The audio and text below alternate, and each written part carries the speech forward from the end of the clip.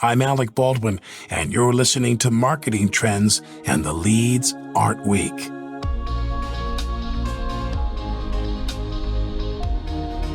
The core goal of any marketing department revolves around the customer experience.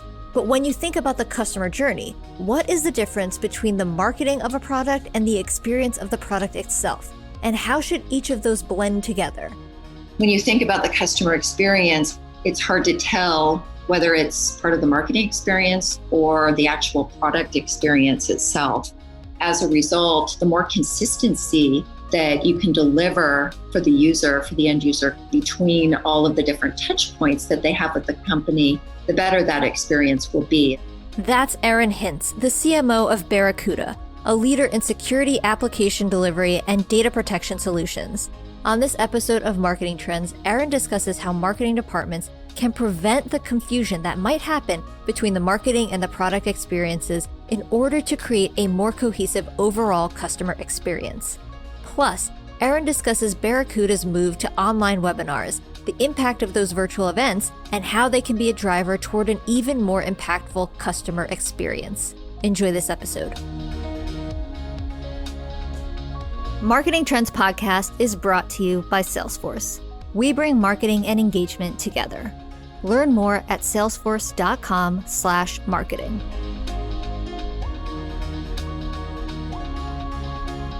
Welcome to Marketing Trends. I'm Ian Faison, host of Marketing Trends, and today we have special guest Erin. How are you? I'm very well, thanks. Thanks for having me. Yeah, excited to have you on the show. Excited to talk about Barracuda and the cool stuff that you all are doing from a marketing perspective and beyond, and also to get into your background. So how did you get started in marketing?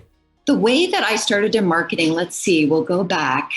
When I was in high school, I knew I wanted to go to university, but I had no idea what I wanted to do. It's not like kids today where they pretty much have their whole life mapped out, or at least a strong preference or idea of their path. So what I did is I went to university. I'm from Canada originally, went to school up there at a university called Queen's University in Kingston, Ontario. And I studied English as my degree.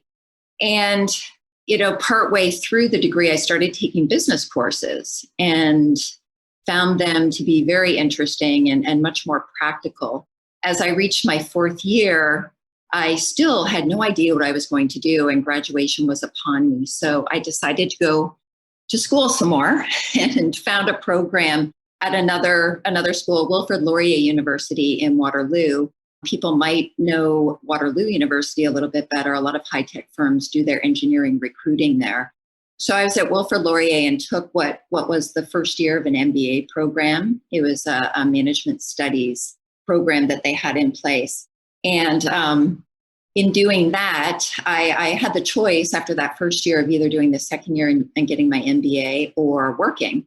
And I happened upon an opportunity at a tech startup in Toronto and decided to do that.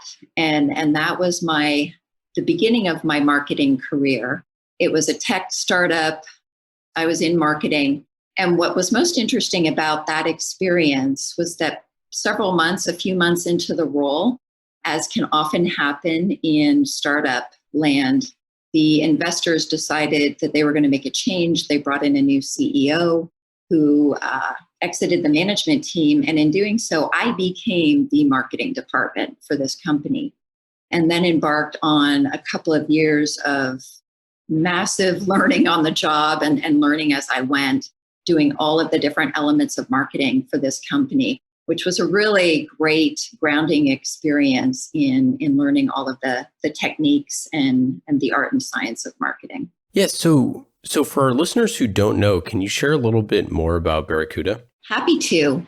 Barracuda is a leading security tech company, and where we specialize is in email security, as well as public cloud security, application security, and backup.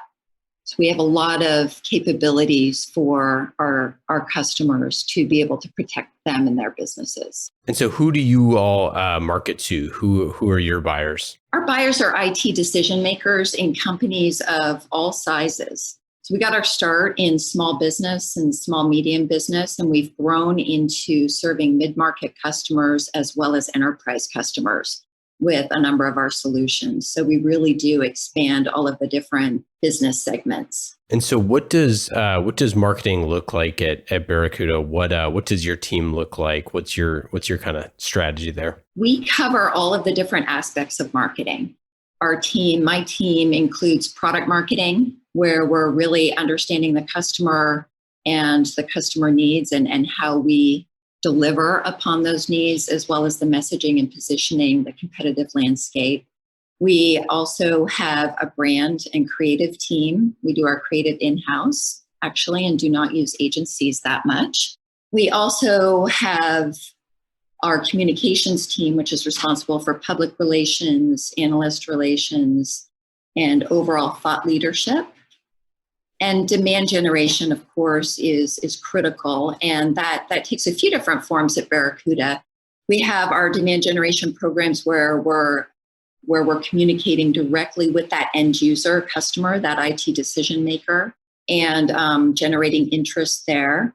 And we also work through our partners. We have a very broad partner community where we work with them to acquire customers and capture interest, as well as providing them with our inbound leads in order for them to work the sales cycle and close the business. So pretty much all of the elements of marketing. Yeah, totally.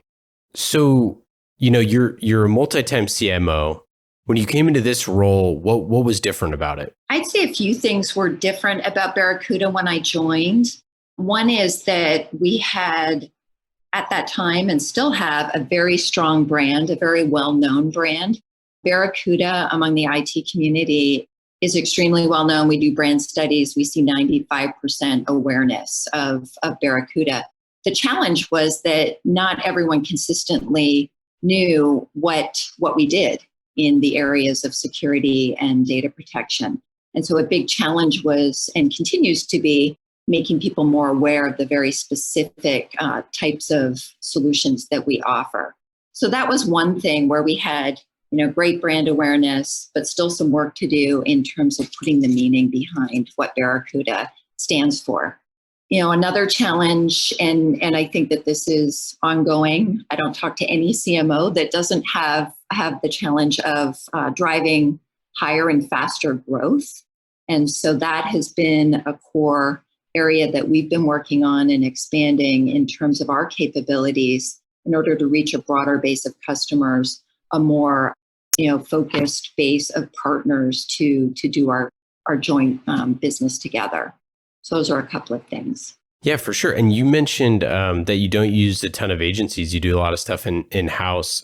It seems like a lot of, especially like tech companies and B2B companies, seems like folks are kind of moving in that direction a little bit. Why did you decide to make that the case? That was how things were established when I joined the company. And in my past roles, there had always been more of a dependence on external agencies with some talent in-house. So this was a little different than what I had been accustomed to, but I haven't changed it because it in fact works really, really well.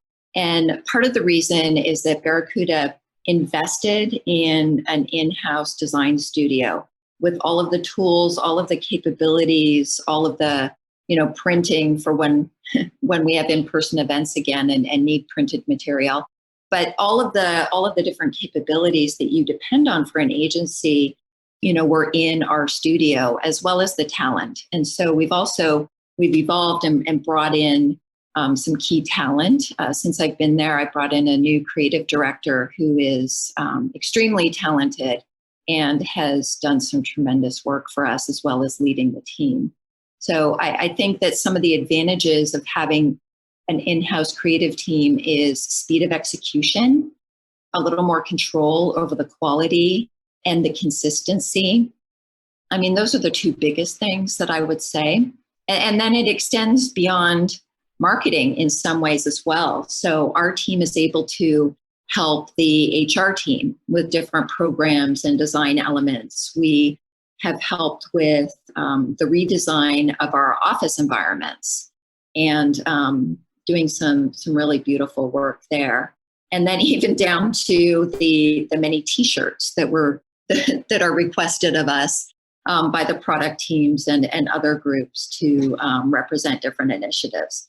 So it's really great to have the fast turnaround and consistent creative experiences. Yeah, totally. That's super fascinating. I'd imagine, as you talk to your peers about building a design studio, like that kind of build versus buy sort of a calculation that you all had to do. I'd imagine that some of your CMO peers might be jealous, and some might be not so jealous of having to make those calculations. Yeah, I found that as I talk to my CMO peers, there really is a mix.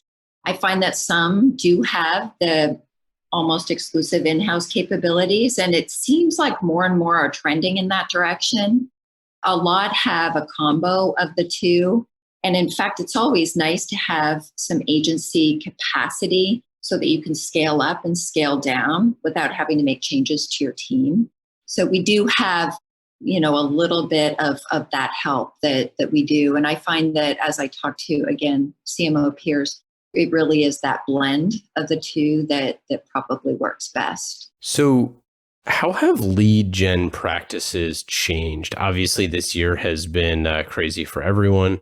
What has it meant for you all? We made a number of shifts this year in terms of our lead gen, well, really across the board in terms of all of our elements of marketing.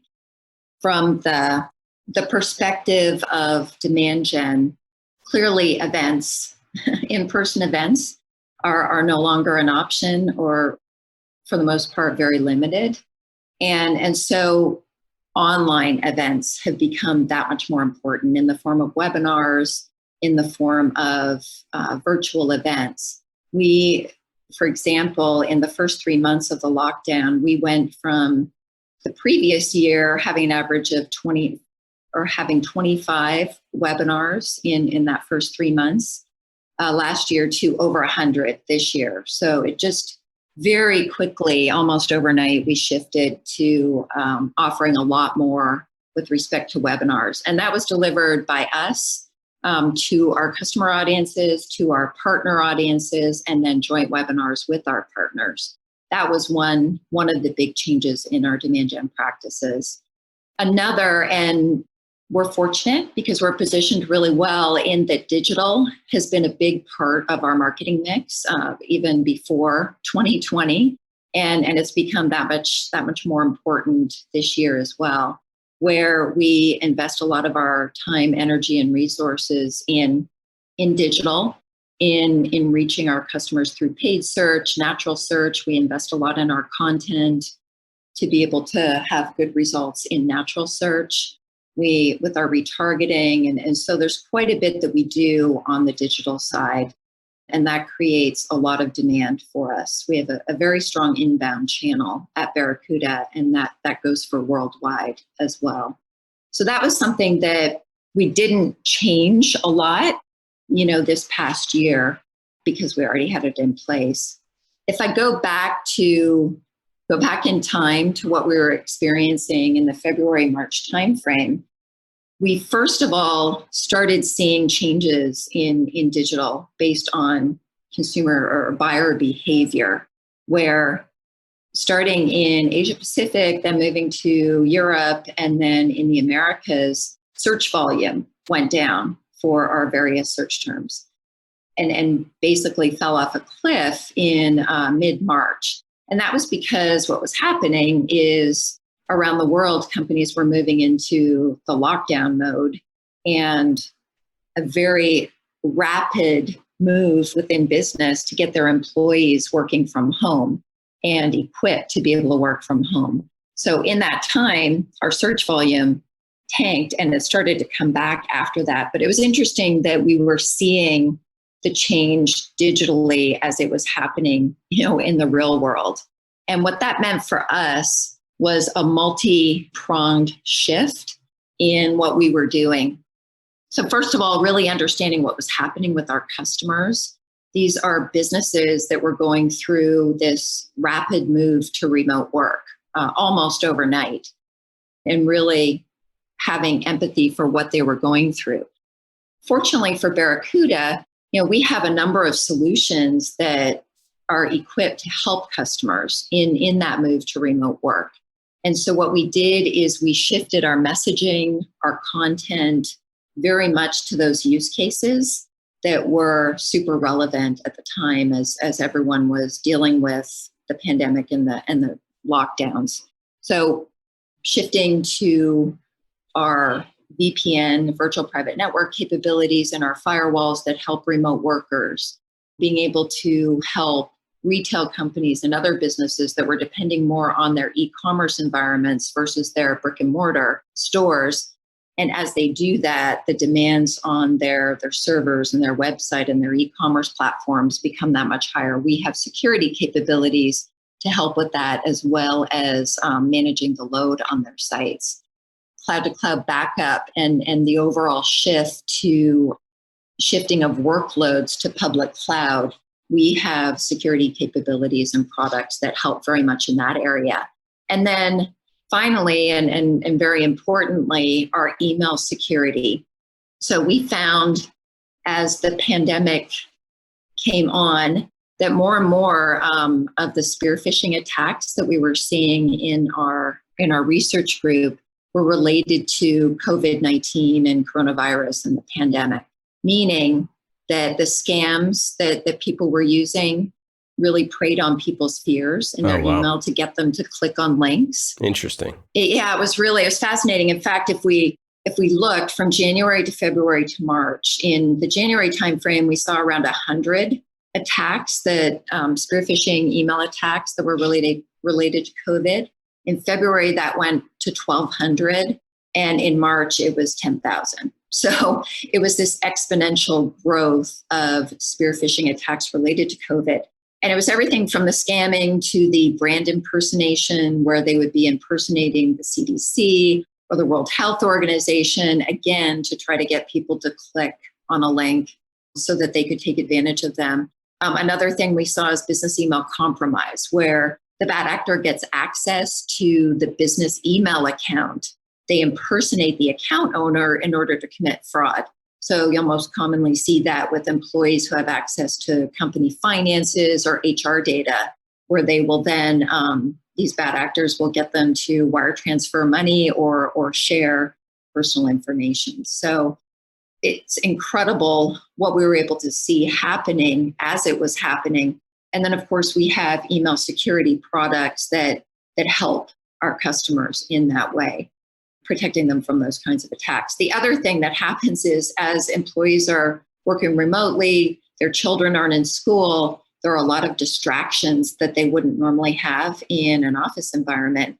And so they're not paying as much attention to the emails, and they're more likely to click on one of these links. So what we were able to do is really shift our messaging to all of these different use cases, very specific to what people were going through at the time. We developed completely new content that was related to, again, these use cases and the various threats and needs that businesses needed to address. And then we changed our channels and our tactics in terms of how we were reaching them as we went. And so really what it meant was pausing a lot of the things that we already had in play. Because imagine just getting a regular email from Barracuda that has no indication of what people are going through right now. It would have been tone deaf. So we paused a lot of our marketing and pivoted it all to these needs and what businesses were going through. We also shifted our calls to action to be more of we're here to help versus the hardcore buy now kind of call to action, because it didn't seem right. And we really are a company that wanted to be there for our customers and for prospective customers to be able to help them at this time. Overall, if you look at what we did from a budget perspective, we maintained our investment in digital, in PR and AR. We cut events like everybody else. You couldn't have them anymore, so it made no sense to spend dollars there. And then we reduced in a number of areas, like some of our partner marketing is based on events, and we couldn't do that anymore. And what was really, I think, interesting and exciting for me is that our teams and our partners came up with many new and different ways of reaching. prospective buyers and existing customers in ways that we hadn't thought of before, because a lot of the typical tactics were no longer available to us. So it's been a great learning experience, and we've uncovered a lot of new programs that we'll continue using over time. Yeah, what are some of those new ways that that your partners were coming up with? What were some of the things that were different, that were unique, that were resonating? Sure. Well, one of them, which maybe isn't that unique, but it was a bit different for us, was that we saw a huge demand among our partners to join in delivering webinars together. So a lot of joint webinars with partners where we hadn't done a lot of that in the past, but because we had all of this very relevant content and messaging that addressed the use cases and customer problems at the moment, we were able to beat a lot of our competitors and other vendors to the mark on this. And so we saw a lot of our partners coming to us and wanting to do joint marketing together in the form of webinars. So that's one example. Some of the more creative things have been, instead of having lunch and learns or half-day sessions, everything's online now. So how do you make it a little more interesting or creative by adding a cocktail hour element or some other kind of, gift that they might receive that can be part of the conversation? I think a lot of creative teams are doing those kinds of things. Another one is with our partners, we call it our Meeting Maker program, where when you think about some of the national accounts that we work with, so CDW is one of the partners that would be a good example of that. In normal times, a lot of what we would do with them would be going to their office environments and walking their floors to be able to interact with their many salespeople and offering sales incentives, but also educating and having giveaways and interacting with them. Well, of course, we can't do that in this environment. And so what we did is moving to more of an online mode. We would have a session where we would educate them on a particular solution or solving a particular customer problem. And then there would be an incentive for them setting meetings with prospective customers. And just by adding that incentive, but building it up and packaging it as a full program, we're able to drive significant pipeline with these partners. And we expanded it from our national account partners to our resellers. And we're finding really great success with that. You mentioned how you had some really important information that you were getting, you were seeing. I can't believe 10,000 a month. That's so crazy about the email stuff that you're seeing. But it requires like speed on your team's behalf to be able to get that stuff like out immediately. How were you mentioned that you were getting that stuff out there, but how did you get that stuff out quickly, and how did you focus on speed, and what were some of the channels that you were using? Because it seems like that's something that for those of our listeners who have, an advantage like that, we always say, use the things that only your company has access to and market those things. It seems like that, as you mentioned, was a real advantage when you could, get to market with those webinars and things. Yes, our approach, and this is something that, I'm especially proud of in terms of how the team rallied and operated. So as you can imagine, during that time, everyone was going remote, our company included. And fortunately, being in a tech company, our marketing team is equipped with everything that they need to work from home. So that wasn't an obstacle for us. And so we were able to just, keep on going. The way that we were able to move so quickly is we, as a leadership team, got together and just decided, okay, we are going to help our customers with these various use cases that have presented themselves. And we're going to revamp our content. We've got to change our messaging, change our content. So what we did is we paused all the other things that we were working on in order to have an intense focus on writing the content, building it out, getting 5 new web pages live, blog posts. We have a really great content team that had been developing ongoing blog posts, even starting in January, February, related to the pandemic and what we were seeing.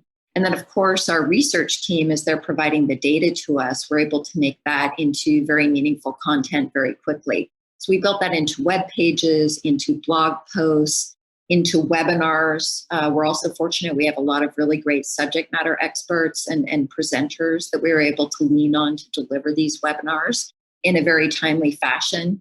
We also stopped or paused all of our email nurture, so all of our email marketing.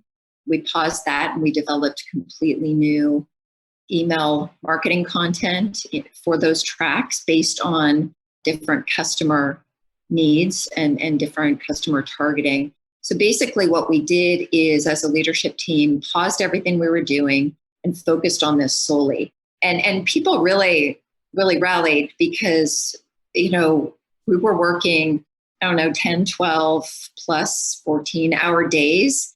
People were just kind of around the clock to be able to deliver on what we were trying to do. We also met as a team 3 times a day, which is kind of odd, but when you're not in the same office and you're all remote, it was really important to stay connected, understanding what are the roadblocks, what is one team depending on from another team to make sure that we could keep moving and deliver on what we were trying to do. So it was fun from the perspective of creating something basically from scratch out of nowhere in such a quick time frame.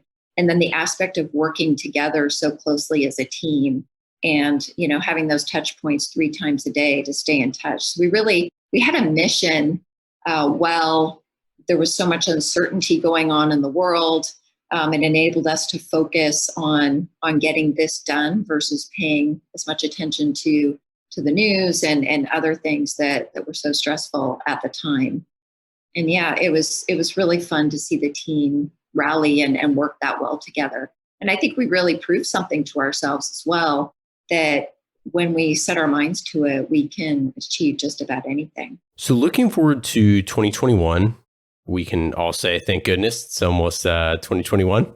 What are some of the things that you're excited about? What are some of the things that you're exploring, whether it's technologies or channels or anything like that you're going to try to focus on? Yes, 2021, many of us will comment that it would be great to have 2020 behind us for so many reasons.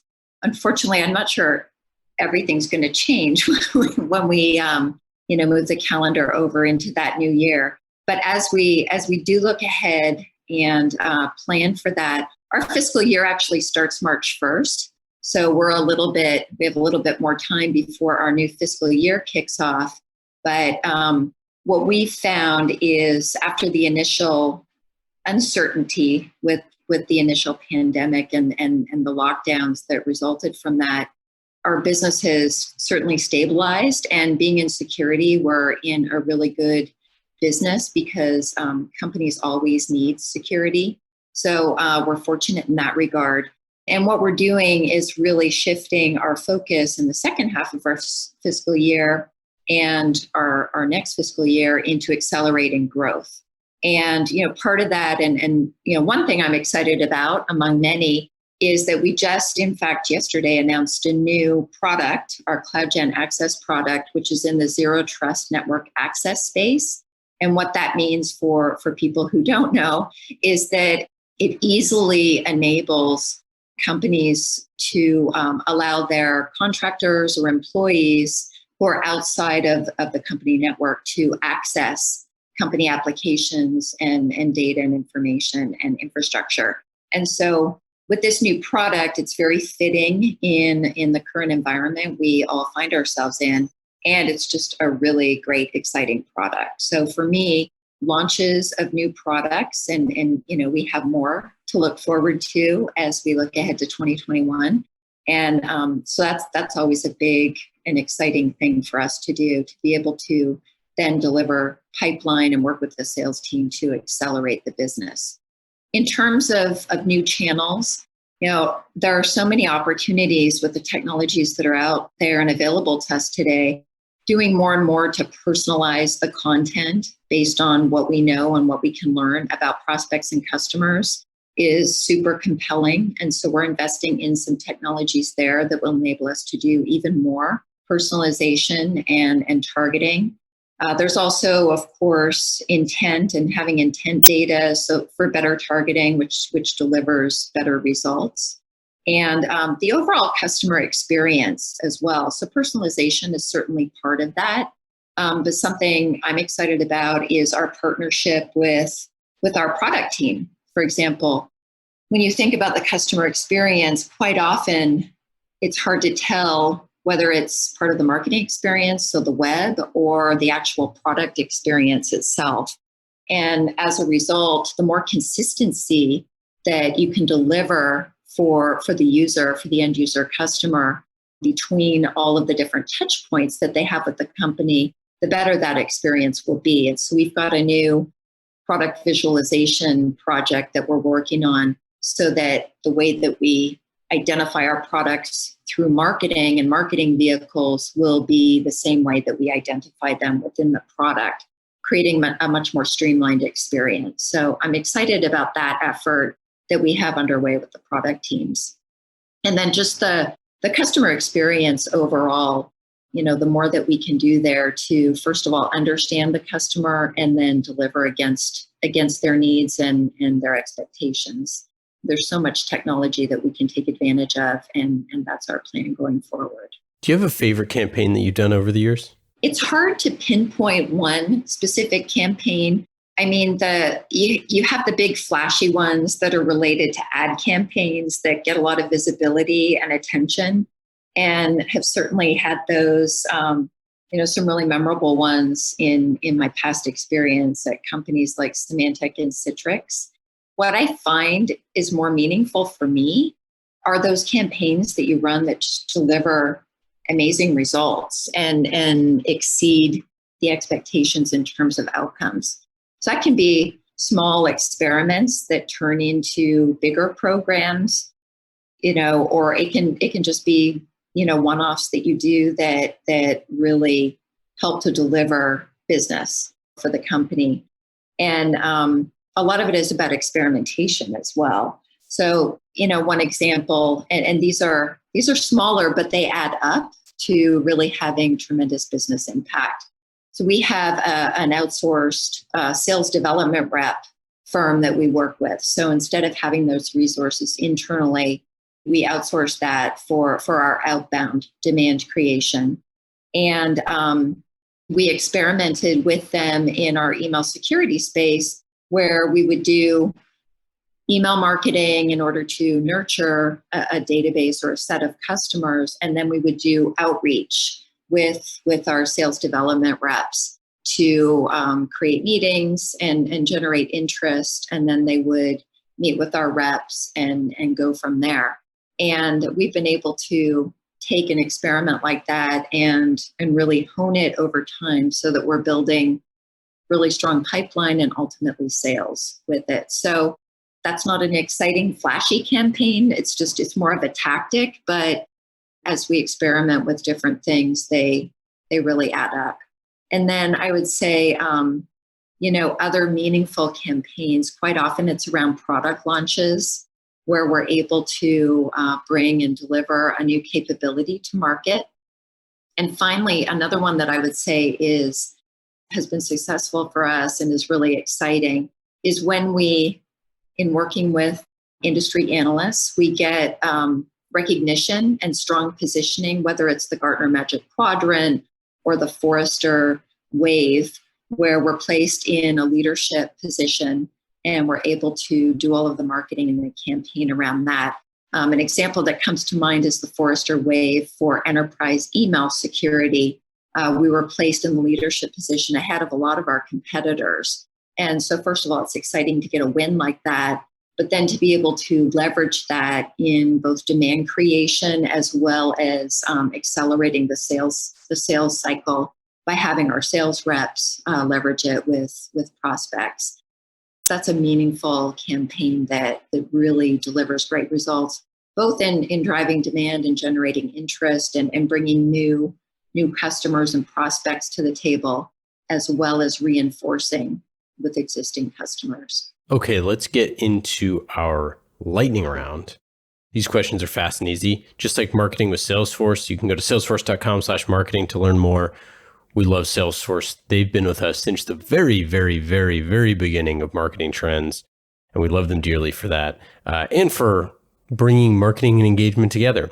Check out salesforce.com/marketing to learn more. Lightning round questions. Erin, are you ready? I'm ready. Number one, do you have a favorite book or podcast or something that you've been reading or listening to or watching recently? I have a favorite book that we're really leveraging within our marketing team. It's Story Brand by Donald Miller. And really what it's all about is telling the story with the customer in mind. So instead of saying, oh, our product does all of these great things and making your product the hero, it's very much about making the customer the hero. And you're there as the guide or the friend or the person that's there to help them. And what we're doing is really leveraging this book to shift all of our communication and our messaging to be much more customer centric. So I highly recommend this book, Story Brand. It really helps with being customer centric. I love that. Great recommendation. Yeah, we talk about that all the time about your product is the lightsaber, your Obi-Wan, and your customer is Luke. Yeah, I like it. Do you have a hobby or a habit or something that you picked up during shelter in place? I don't know that it's a hobby, but maybe it's more of a habit, which is going for long walks. So I am a competitive person and like to challenge myself. And so I've been tracking my steps on a daily basis and gearing up to more steps every day. And so since July, I've been tracking and making sure that I have over 8,000 steps a day. And last month it was 10,000 a day. So just challenging myself in that way. And it's been, I think, great during the pandemic because it's time to think as well as getting some exercise and getting the heart rate going. So that's been a lifesaver for me. I was the same way early on, and then we stopped. My now wife and I stopped doing the daily walks, and man, it takes a toll. You gotta get back out there. I love the daily walks for sure. And in fact, I have a 12-year-old daughter, and early on when it was strict lockdown and we couldn't interact with a lot of people, she would go for walks with me. And so that was a very special time because as soon as things opened up slightly and she could be with her friends again, those walks stopped. Oh man, yeah. So it's just the way it goes. But I certainly cherish the time that we had there. What is your best piece of advice for a first-time CMO? Best advice for a first-time CMO. This may be advice for any CMO when they enter a new role. So not sure if it's first time or just general, but for me, as I've entered different roles, my approach has been one of listening and learning. So don't come in like a bull in a china shop and make a bunch of changes right away, but really be thoughtful in terms of getting to know people, getting to know the business, and really listening to understand before you drive a lot of change. It's important to get quick wins early on, and that should certainly be a focus, but it's very critical to have that strong ground of understanding before making a bunch of changes. So that would be a strong piece of advice. What is the first thing once shelter in place and all this stuff and life goes back to whatever sense of normalcy it can go back to? What's the first thing that you're going to do? What's the first place you're going to go or visit? What's the activity? Oh gosh, there's so much pent up demand, isn't there?